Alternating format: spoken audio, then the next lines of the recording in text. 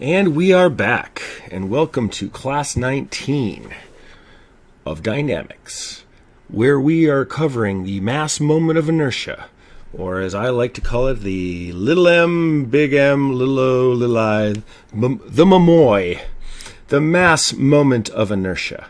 Now, you're probably taking mechanics and materials at the same time, and there is something else called the moment of inertia. Well, that's the area moment of inertia. In fact, it's technically the second area moment of inertia. I'll try to give you an idea of why it's called that in a little bit. But this is called the mass moment of inertia, and it has a different function. Whereas the area moment of inertia really helps you to distribute stress through a cross-section. So it's usually just a two-dimensional thing, the area moment of inertia. The mass moment of inertia tells you how the mass is distributed in a rigid body. And that's an important thing. So whereas they actually have some fundamental ideas in common, so even though they have the same name, and unfortunately a lot of times we use the same letter, I, for moment of inertia, but they're two completely separate things used for different purposes, although they are found, they are second cousins to each other. So this is very confusing. I understand. Everyone gets them confused after they've been away from school for a little bit, but try to keep this in mind. All right, so the bottom line up front of the MOMOI is that it takes effort to get a rigid body to start spinning.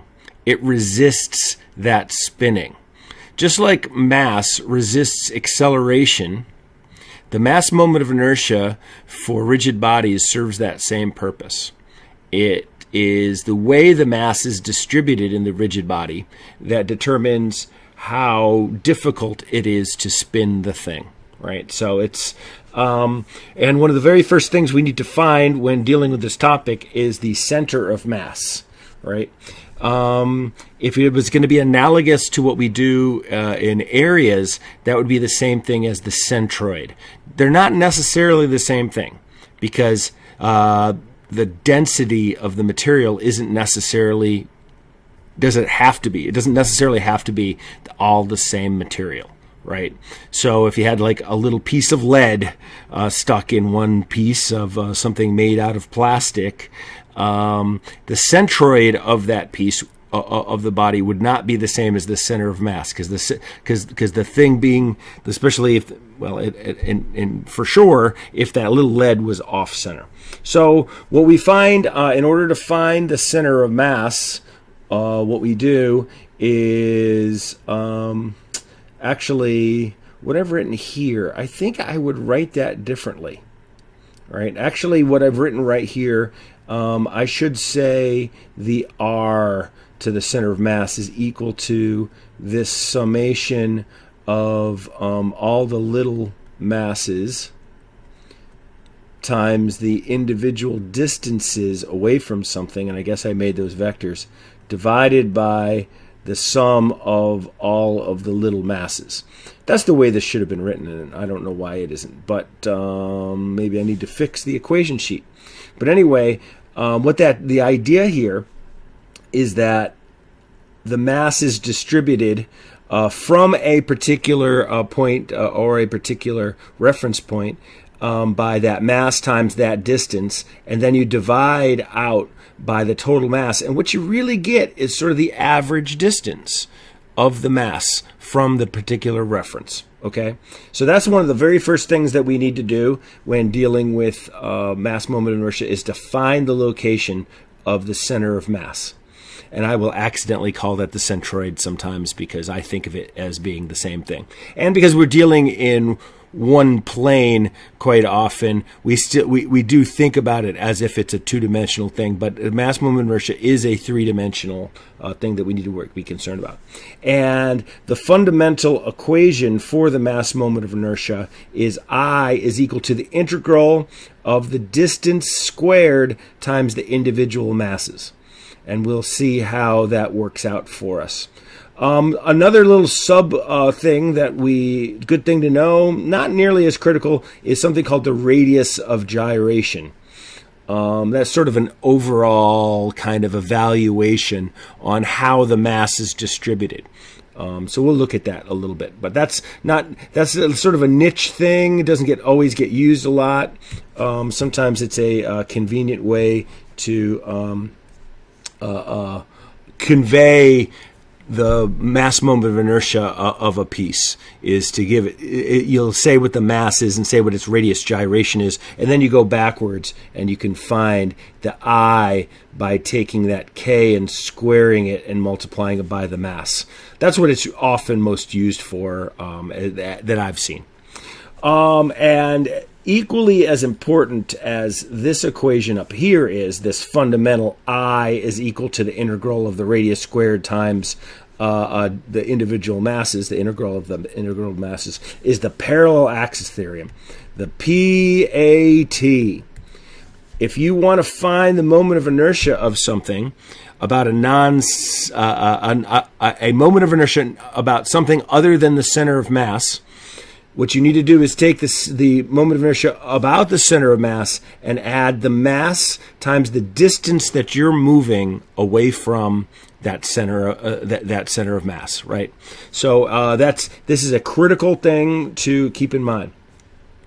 You'll see, and the big idea here is represented by Newt Dog.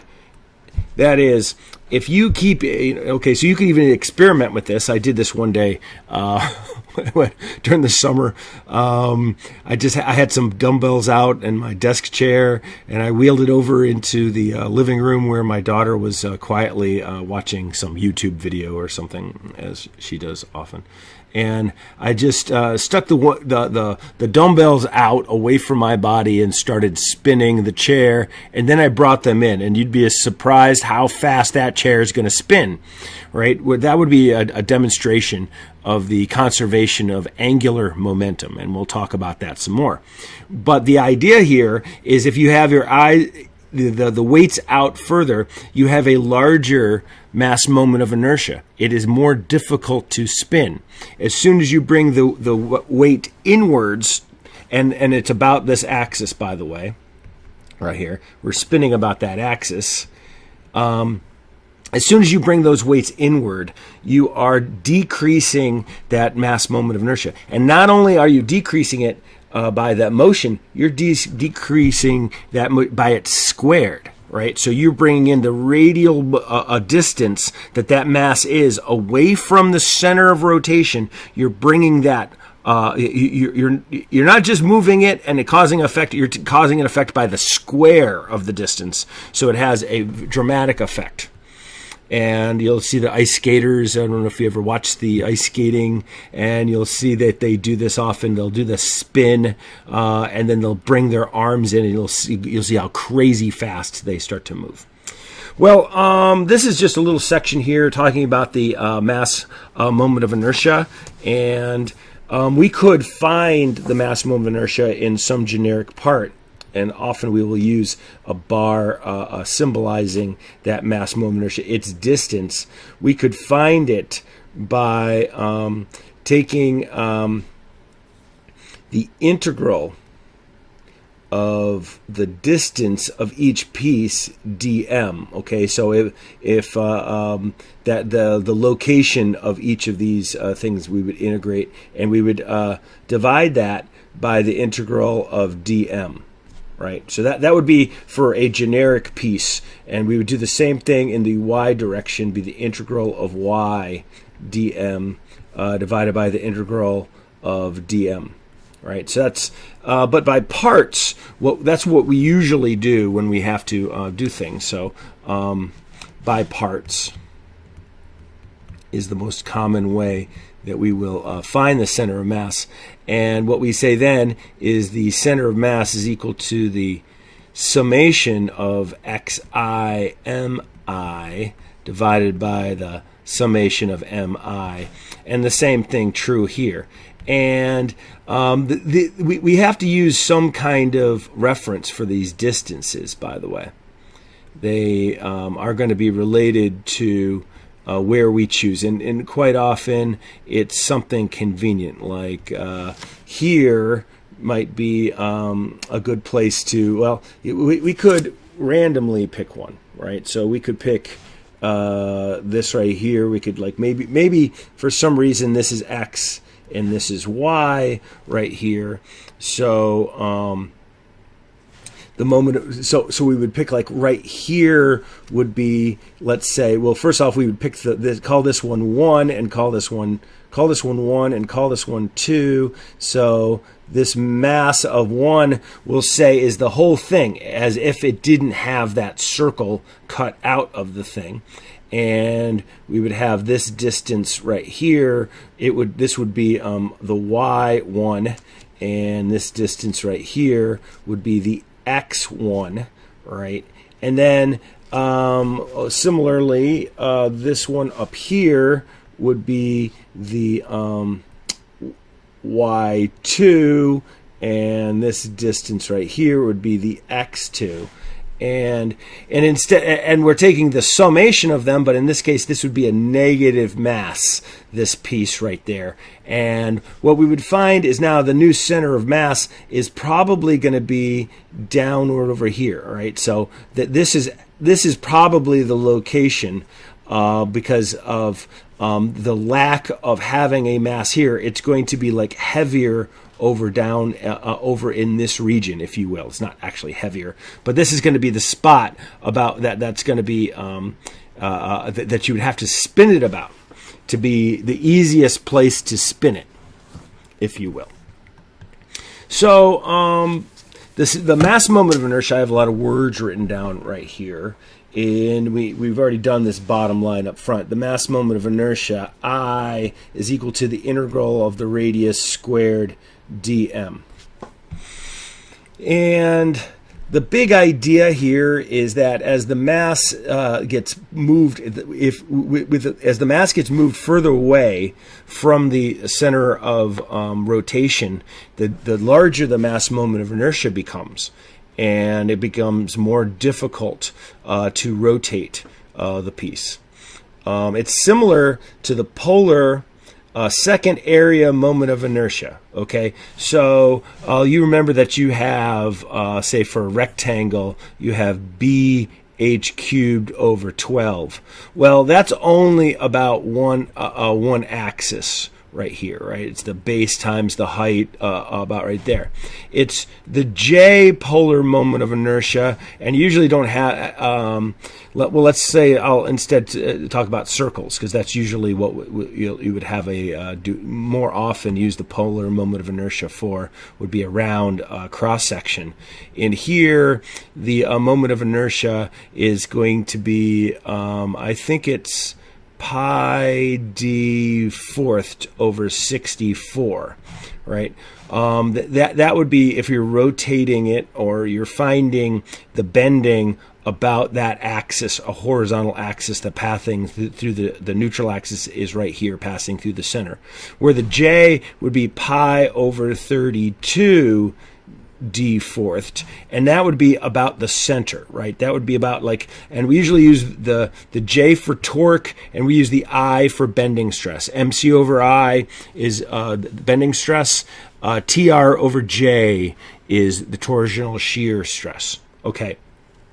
Well, they are related to each other because the moment of inertia is actually described as, and then this depends on whether it's going to be about the x-axis or the y, we usually have y squared dA, right? So that is the area moment of inertia, right? And to truth be told, it's called the second area moment of inertia, because the first area moment of inertia is when you're trying to find the centroid, right? If we were trying to find the centroid of something, we take and we, well, this is not the integral one. I guess the integral one would be x dA over integral of dA. Now, the first moment of area, as they like to refer to it, is this guy right there. That's the moment of area. And the idea of the moment is it is a thing times a distance that's perpendicular. So just like the moment that we place on something, a force times a distance, this is an area moment. An area times a distance. All right. But then if you take and you square that distance, that's the second area moment of inertia, if that makes sense. Right? Well, now we're going to do the mass moment of inertia, where none of this applies to us, right? But they are second cousins to each other, and you could make the connection between them when you're using that dm and that dA, but you need a density and a thickness quite often, well, most of the time for something that's like flat, that has a thickness or uniform thickness for the thing. So hopefully that doesn't add to the confusion. I'm trying to resolve the confusion, but they are second cousins. They are related to each other, but they're not the same. So try to compartmentalize that, even though we use I. And something that we will notice that we often will use I with a bar on top of it. We give that. We try to make that bar designated as being about the center of mass, right? So up above, let me talk about what I have on my notes in order. There's two methods to determine. We could either do integration, and we're going to cover some examples with those, but I'm not really going to, I don't think I have assigned anything. Well, I have to double check what my assignments are. But generally, it's a good thing to know how to do. It makes you know, it reminds you of the origin and then, what's actually taking place, that integration. But most of the time, as a practical matter, we go by parts and we add or we subtract stuff using tables of known shapes. So we try to break the thing into different shapes.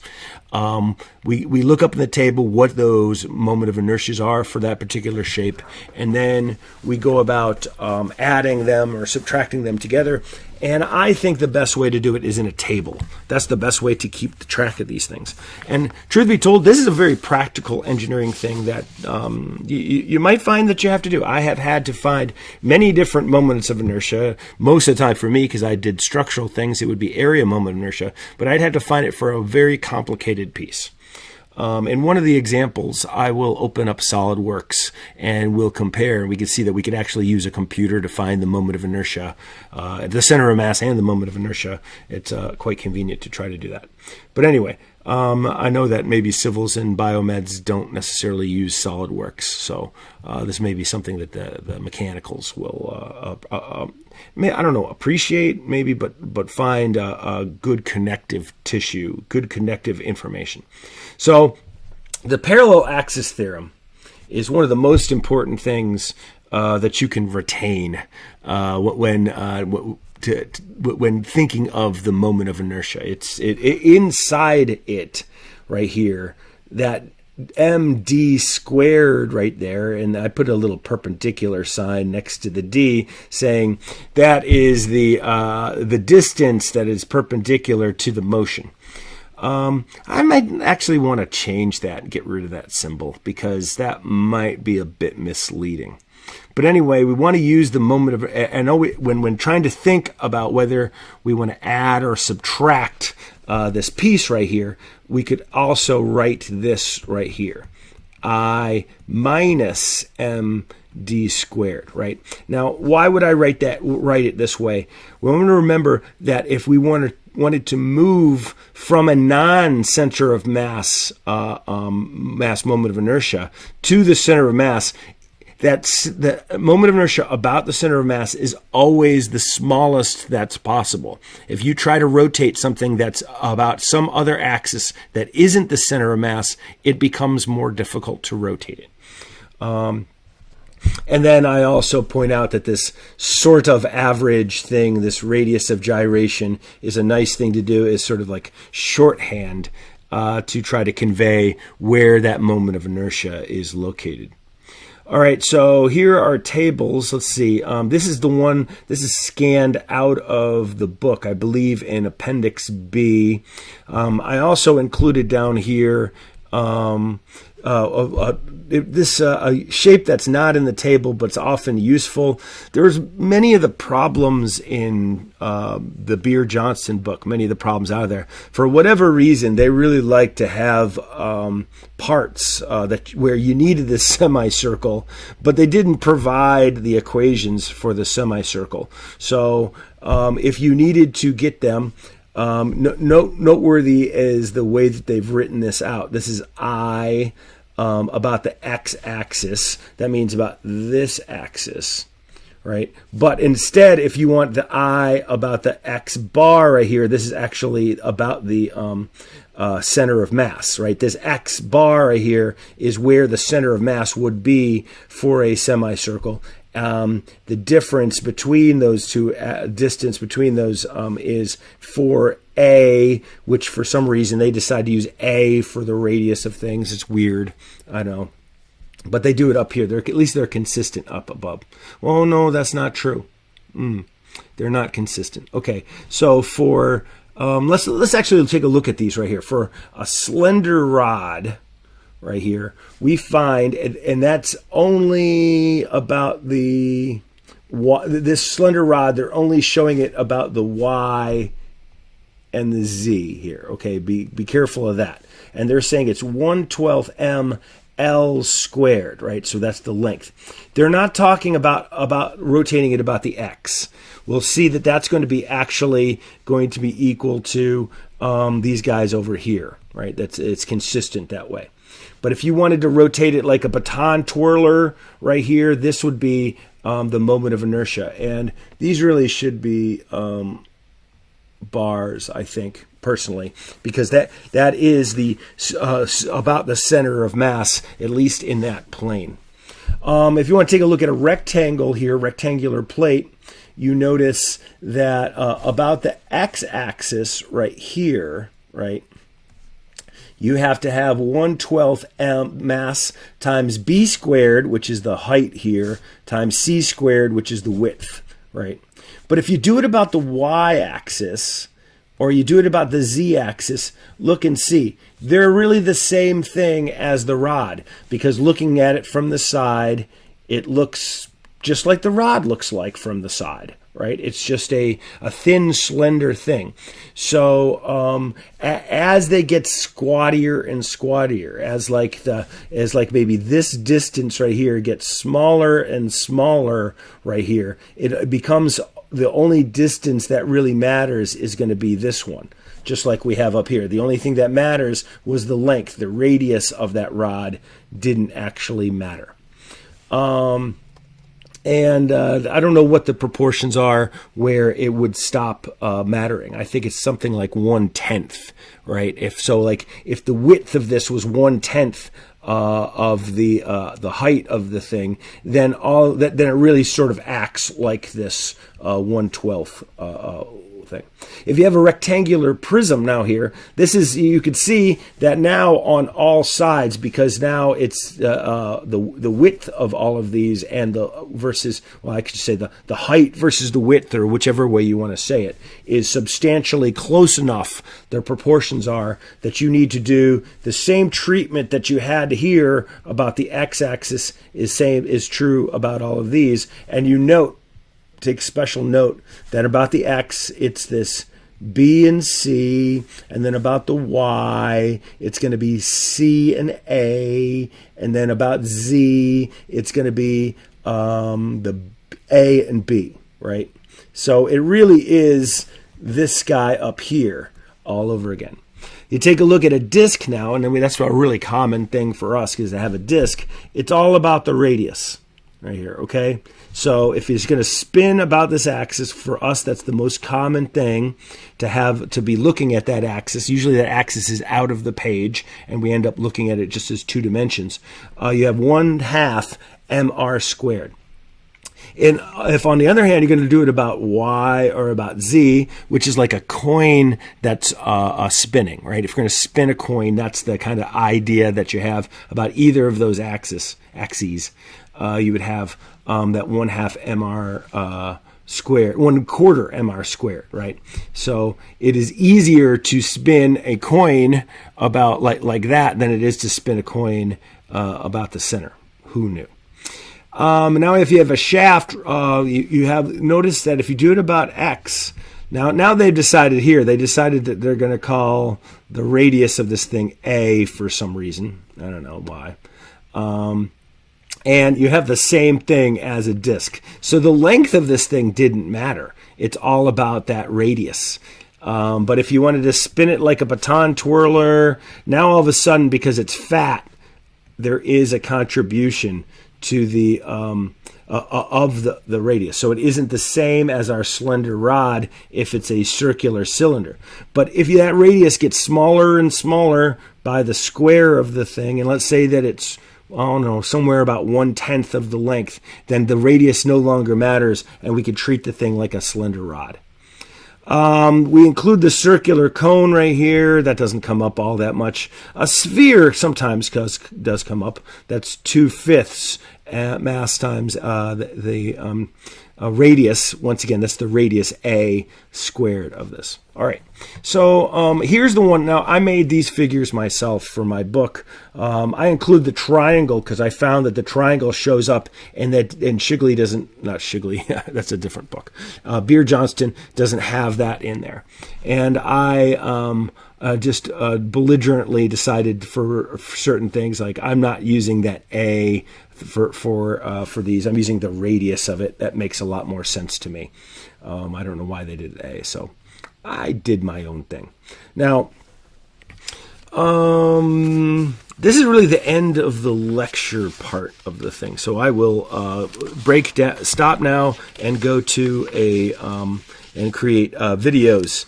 And the videos I plan for, I'll do one by the center of mass of these of this figure thing right here, and then I'll do some integration examples, and then I'll take the mass moment of inertia of this piece, and then I have another problem, but I don't know if I'll actually do a video for that example.